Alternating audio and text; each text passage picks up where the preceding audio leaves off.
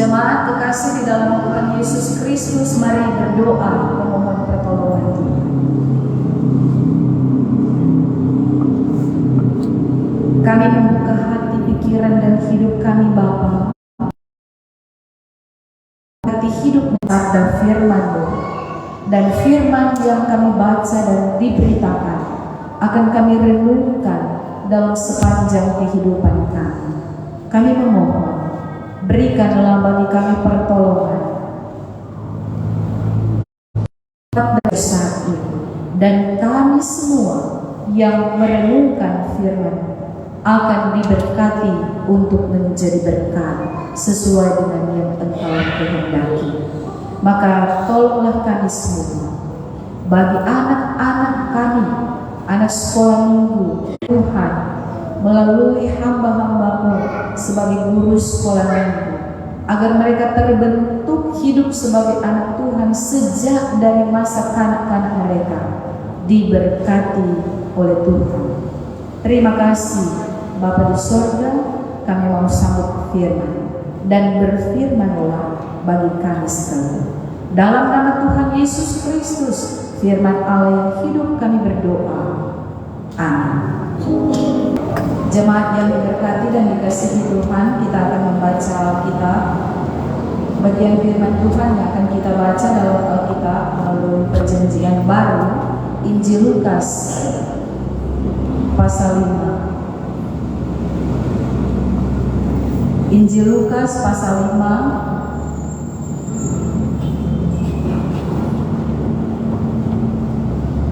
perikop yang akan kita baca dan renungkan adalah penjala ikan menjadi penjala manusia. Itu dari ayat 1 sampai ayat yang ke-11. Bapak Ibu jemaat yang saya kasihi dalam Tuhan, saya akan membacakan bagian Alkitab ini dan diinformasikan bahwa Lembaga Alkitab Indonesia telah menerbitkan Alkitab Terjemahan Baru edisi 2. Dan edisi 2 ini ada beberapa kalimat yang sedikit berbeda dengan Terjemahan Baru edisi 1. Ini baru diterbitkan bulan Januari 2023. Jadi ini sementara dalam penjemaatan dari lewat Lembaga Alkitab Indonesia dan telah diberikan kepada GEMIP untuk dijemaatkan. Meskipun ada beberapa kalimat yang berbeda dan kata-kata yang telah diganti, tetapi isinya tetap sama pemberitaannya.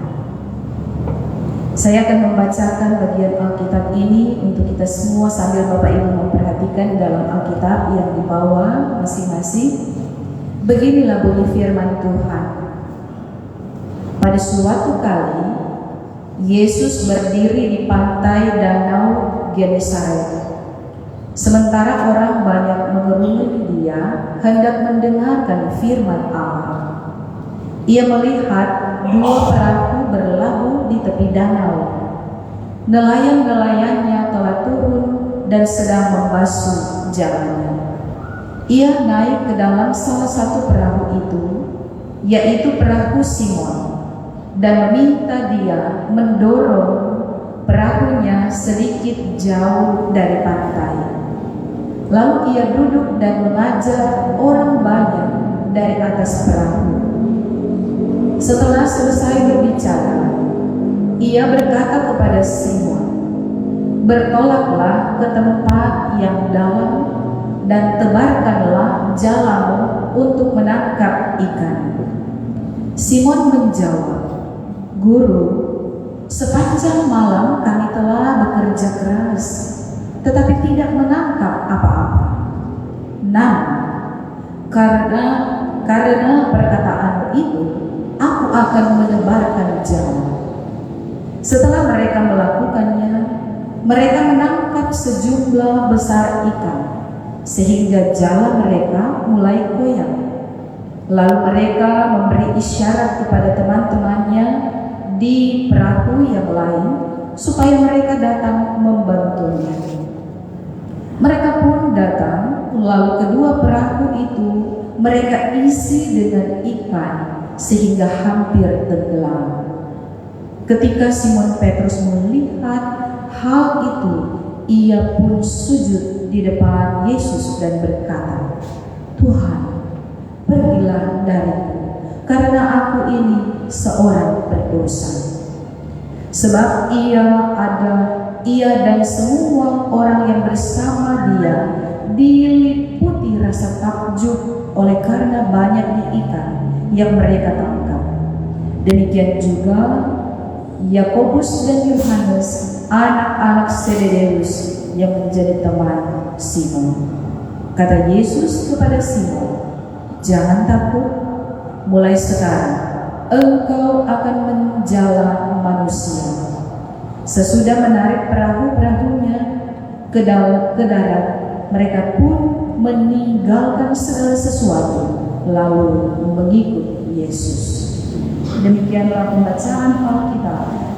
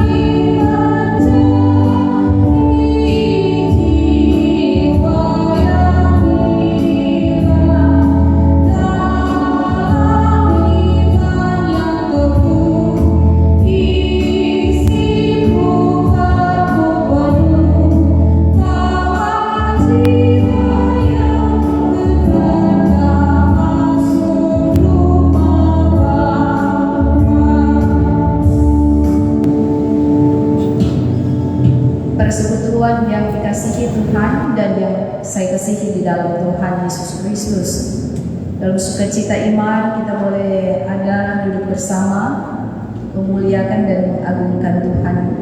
Dialah Allah yang baik, yang selalu berkenan memberkati kita, yang telah Dia jadikan anak-anaknya. Kita bersyukur hidup sebagai anak Tuhan, ya. Orang semua bangga hidup jadi anak Tuhan, karena tidak semua orang percaya mereka adalah anak Tuhan, ya. Cuma orang yang percaya di dalam Yesus Kristus, saudara dan saya, percaya hidup sebagai anak Tuhan. Karena itu ketika kita mengungkapkan dan mengakui tidak ada yang mustahil, ya, selalu sanggup Dia lakukan, maka sebenarnya sebagai anak-anak Tuhan, orang tidak perlu khawatirkan dalam hidup ini. Orang tidak perlu ragu untuk melangkah dalam hidup, karena Allah sudah membuktikan kepada kita, ya, betapa luar biasanya Dia hebat dalam hidup ini. Dia menyediakan, Dia memulihkan, Dia telah membenarkan kita orang berdosa, ya, di dalam Yesus Kristus. Roh Kudus telah Dia berikan menjadi pembuktian kita sanggup mengalahkan segala sesuatu.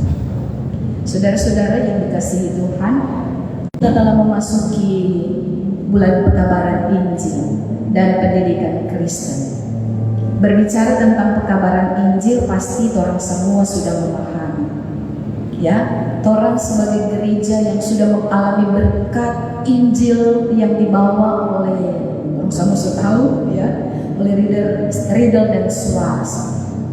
192 tahun yang lampau, dari sesuatu yang bagi kita manusia mungkin dulu waktu kita belum memahami, ya, bagaimana mungkin orang asing, ya, orang asing di zaman dulu itu mereka dengan beraninya untuk datang di tanah Minahasa, ya, di daerah di Indonesia, Sulawesi Utara, khususnya di tanah Minahasa yang kita sebutkan, memberitakan Injil. Itu semua dalam pertolongan Roh Kudus, dan tidak ada yang mustahil. Mereka membawa itu dan memberkati kita orang-orang Minahasa, orang tua dulu, ya, orang oma-opa dulu. untuk merasakan hidup diberkati dan orang rasakan sampai hari ini. Dan di tengah-tengah kehidupan pelayanan gereja Tuhan, Gereja Masehi Injil di Minahasa lewat pekabaran Injil dan pendidikan Kristen ke-192, saudara-saudara dan saya lewat GEMIM ini dituntut untuk merenungkan arti kita terpanggil untuk mengabarkan Injil. Tema perenungan kita di minggu yang berjalan ini untuk menjadi perenungan hidup yang diberikan kepada kita adalah semua orang Kristen terpanggil memberitakan Injil. Dari tema ini kita dituntut untuk membaca bagian Alkitab yang dituliskan dalam Injil Lukas. Berdasarkan banyak orang waktu Tuhan Yesus memulaikan pelayanannya, kalau itu ditulis dalam Injil Matius, setelah Yesus dibaptis, ya, dia dibawa ke padang gurun, dicobai oleh iblis, dia mulai memberitakan Injil, memberitakan kabar baik, memberitakan karya selamat Allah. Nah, saudara-saudara, ketika begitu banyak orang yang mendengar dia, begitu banyak orang berbondong-bondong datang untuk terus menyaksikan dan mendengar perkataan-perkataan Yesus dalam setiap khotbahnya. Kalau Matius menyampaikan khotbah di bukit, ya, dalam konteks Lukas menceritakan salah satu tempat yang dipakai oleh Yesus untuk berkhotbah, untuk menyampaikan kabar baik, kabar keselamatan adalah di daerah pantai danau yang ada di sekitar Galilea.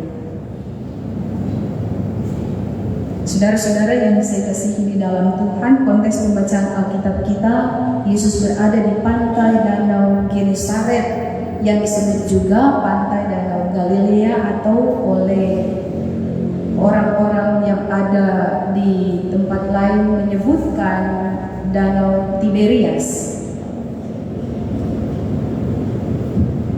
Ketika peristiwa terjadinya mujizat di pantai ini, pada awalnya Yesus memberitakan Injil, menyampaikan pengajaran-pengajarannya kepada begitu banyak orang yang datang. Kalau kita melihat Alkitab yang ada di tangan kita, tentu kita juga diajarkan untuk belajar tentang konteks yang ada. Ya, ada peta. Ya, saya membuka juga di Google, yang orang sekarang sejaman modern kan, modern. Di Google itu saya melihat bagaimana situasi pantai Galilea, danau Galilea itu. Dia berbentuknya seperti berbentuk lingkaran yang tidak rapi, karena memang tidak ada danau yang bulat begitu, ya. Tapi dia bentuknya circle. Dari tempat lain, satu tempat ke tempat lain, Tuhan Yesus datang mengajar.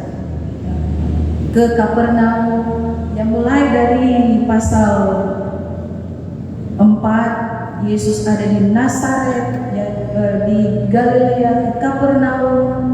Dia masuk sampai ke tepi danau Genesaret, mengungkapkan bagaimana perjalanan penginjilan Yesus, pekabaran Injil yang disampaikan Yesus tentang kabar baik dan kabar keselamatan itu sungguh menyerap begitu banyak orang untuk terus tertarik, karena yang diberitakan Yesus adalah tentang kerajaan Allah yang menjadi suatu harapan begitu banyak orang Israel, orang-orang Yahudi yang ada pada waktu itu. Kerajaan Allah itu seperti apa? Kerajaan Allah bagaimana? Dan situasi yang akan dinikmati dalam kerajaan Allah itu harus seperti apa? Dan itulah yang disampaikan oleh Yesus. Kalau kita membaca Injil Matius secara jelas tentang hal berdoa, tentang hal memberi sedekah, tentang kehidupan yang memberi sesuatu, tentang kehidupan yang khawatir, sangat jelas Yesus menyampaikan. Dan itu sungguh-sungguh menjadi suatu kerinduan dari begitu banyak orang yang ada, untuk terus mereka dibentuk, diberkati, bagaimana mereka terus mengiring Kristus, karena tujuannya mau menikmati kerajaan Allah itu. Nah, saudara-saudara yang dikasihi Tuhan, kepada para penjala ikan yang Yesus jumpai di tepi danau Genesaret, yang disampaikan dalam pembacaan Alkitab kita, Simon, Yohanes dan Yakobus, anak-anak Zebedeus, sebagai nelayan-nelayan. Mujizat yang sungguh nyata kita pelajari bersama untuk memiliki suatu kesadaran hidup bagi kita, bagaimana arti kita terpanggil untuk memberitakan Injil.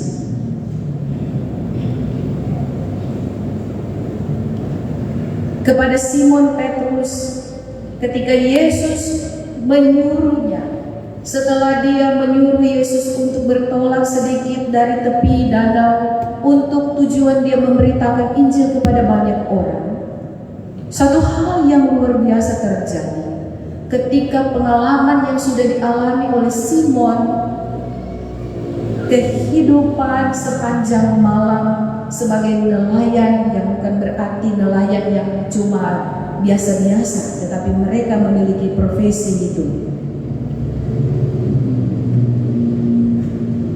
Sepanjang malam mereka mencari ikan dan tidak memperoleh seekor pun.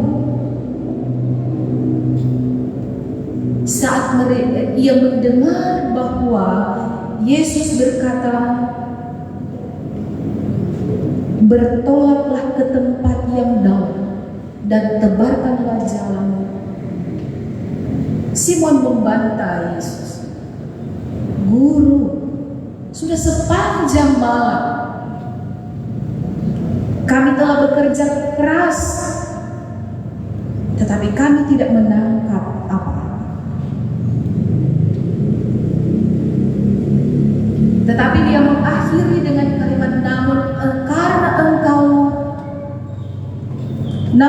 engkau, ya dalam Alkitab yang saya tuntut untuk dibaca, namun karena perkataanmu itu aku akan menebarkan jalan. Kita mengingat bahwa Simon adalah bagian dari banyak orang yang mendengar perkataan Yesus dalam setiap khotbahnya. Mengapa mereka datang dari tempat yang jauh? Karena mereka tahu bahwa setiap perkataan Yesus itu ada suatu kuasa yang dapat menggerakkan hati mereka untuk mentaati apa yang dikatakan Yesus. Termasuk Simon yang ketika ia salah satu orang yang mendengar perkataan Yesus dalam pengajaran di atas perahu. Namun karena perkataan itu aku akan menebarkan jala juga. Dan dilakukan meskipun ada bantahan dengan apa yang sudah dialaminya sepanjang malam. Dan sungguh menjadi kenyataan bahwa ketika mendengar perkataan Yesus yang meskipun belum diimani secara benar oleh Simon, bahwa perkataan itu penuh kuasa, tetapi karena dia mau melakukannya, dia telah melihat nyata suatu bukti kuasa itu pasti terjadi. Ketika didapatinya begitu banyak ikan yang telah ia jala sampai ia tidak mampu untuk memuatnya, dan dia membutuhkan pertolongan dari teman-temannya.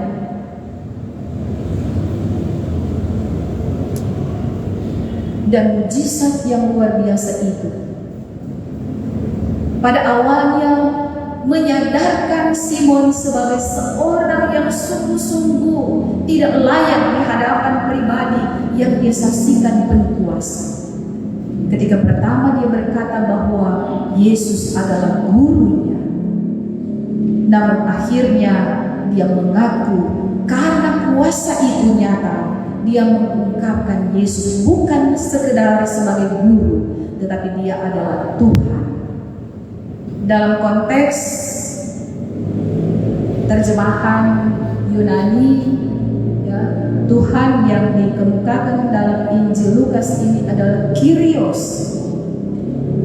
seorang yang sangat dihormati, jauh melampaui segala sesuatu dalam hidup, yang penuh dengan kuasa, dan dalam arti Ibrani adalah Yahweh.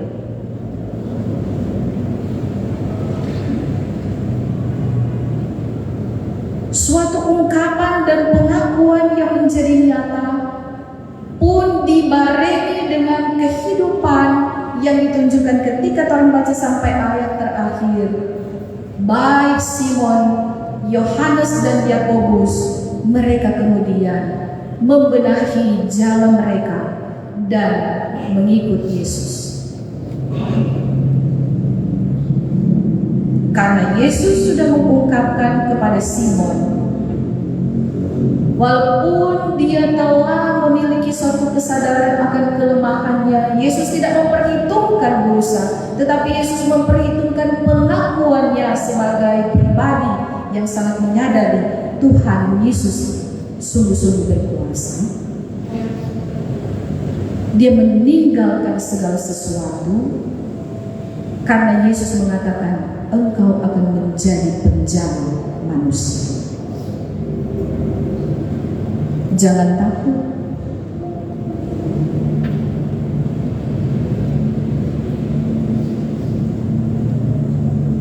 Saya mendengar ada seorang pendeta mengungkapkan, dan saya juga mengakui, ada suatu perbedaan yang sangat dalam maknanya. Apa arti penjala ikan dan penjala manusia? Penjala ikan adalah menjala yang hidup, ya, menjala yang hidup, menjala yang hidup untuk memberi kehidupan.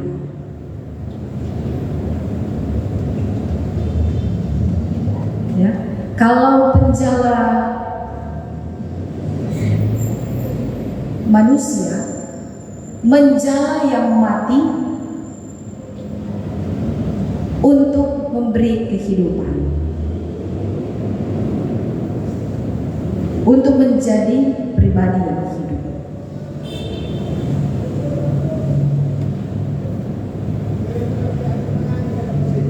Saya memaknai pendeta ini menyampaikan bahwa, dan benar, bahwa di dalam kehidupan ini, ketika Yesus berkata kepada Simon Petrus, engkau akan menjadi penjala manusia, karena di dalam dunia ini manusia telah mati karena dosa.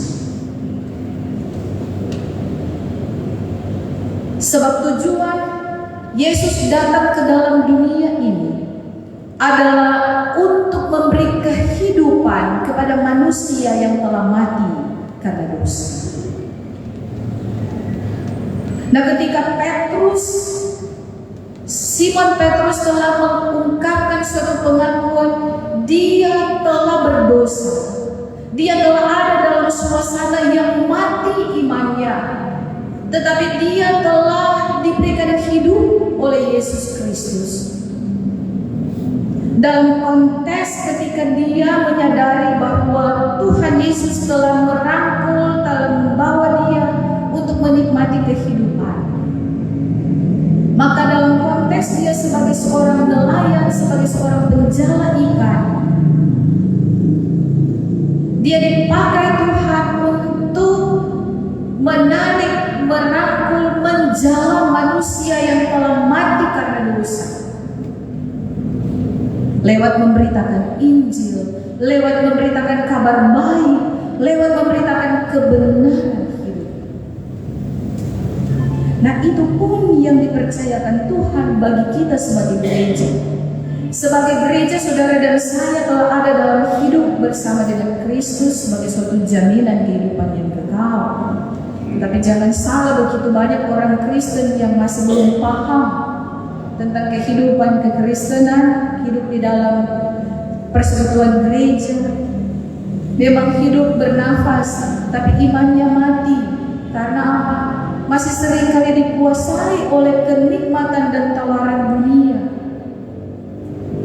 Nah, ketika kita menyadari bahwa kita ini dipanggil Tuhan untuk menjadi pribadi yang memberi hidup menjala manusia agar mereka yang mati imannya mendapatkan kehidupan, janji kehidupan yang kekal, maka Tuhan Yesus mengutus kita untuk menjadi penjala-penjala manusia, membaharui kehidupan kematian rohani yang ada dalam kehidupan gereja lewat persekutuan, keluarga, jemaat, masyarakat. Apalagi ketika gereja, saudara dan saya pun dipanggil di tengah-tengah dunia ini, ya, di mana begitu banyaknya orang yang belum mengenal Kristus. Sebagaimana Simon Petrus yang sudah mengalami suatu perubahan hidup, kesadaran diri tentang dosanya, tetapi dia diberikan kehidupan yang baru dalam satu panggilan. Maka kepada saudara dan saya pun berproses dalam persekutuan untuk dipakai Tuhan menjadi penjala manusia, memberikan hidup lewat kita menyaksikan masih ada banyak di mana-mana kematian rohani terjadi.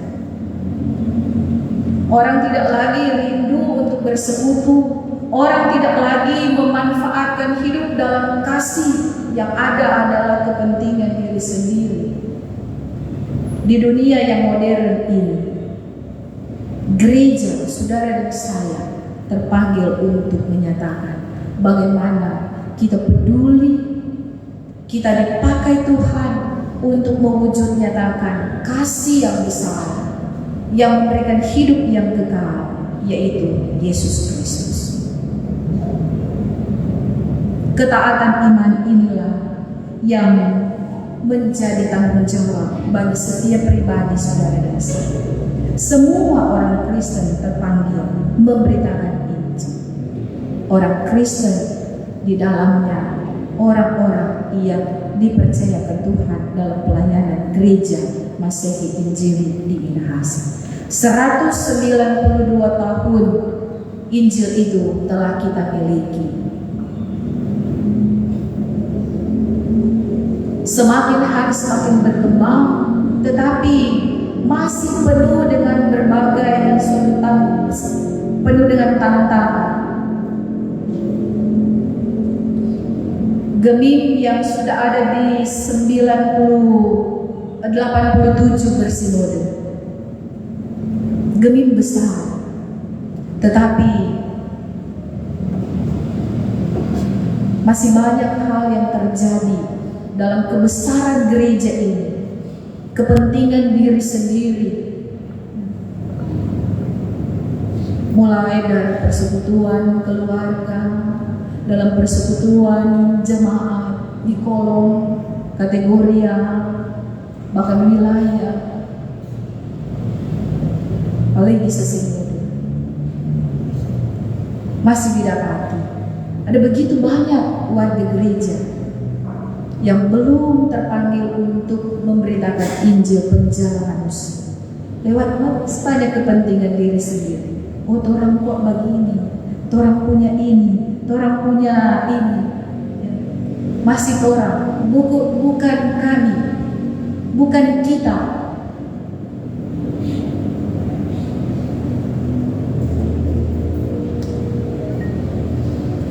Nah, inilah suatu tanggung jawab kita sebagai gereja. Kita memaknai kehidupan yang dipercayakan oleh Tuhan sebagai pemberita Injil kabar baik. Lewat kita hidup dalam kasih, kita hidup dalam ketulusan dan kesungguhan, merangkul semua orang di tengah-tengah dunia. Tuhan pasti menolong, Tuhan pasti memberkati, karena Dia selalu menyatakan mujizat-Nya dalam kehidupan. Apa yang tidak mungkin bagi manusia selalu menjadi mungkin dan pasti nyata bagi Allah yang selalu setia, taat, dan mau melakukan apa yang Dia perintahkan. Selamat melayani dan selamat kita menyatakan akan panggilan iman kita, baik di tengah-tengah rumah tangga, keluarga Kristen yang dikuduskan dan diberkati oleh Allah, maupun dalam persekutuan dunia milik Tuhan. Di mana Tuhan utus kita